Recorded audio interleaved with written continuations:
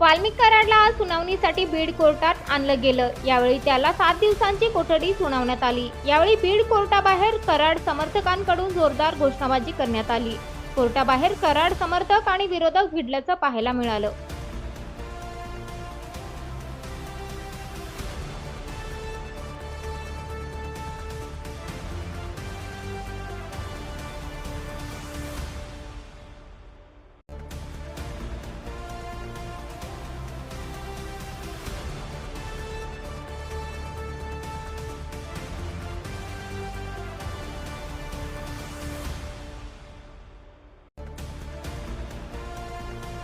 आमदार सुरेश धस यांनी मंगळवारी आरोपीसाठी पुकारण्यात आलेल्या परळी बंदवर टीका केली। ते म्हणाले, परळी नवीन पॅटर्न आला आहे, महाराष्ट्राने घ्यावा का? कुठेही आरोपीला ताब्यात घेतलं की शहर बंद करायचा, असा हा पॅटर्न आहे। आरोपींसाठी शहर बंद करण्याचा नवीन पॅटर्न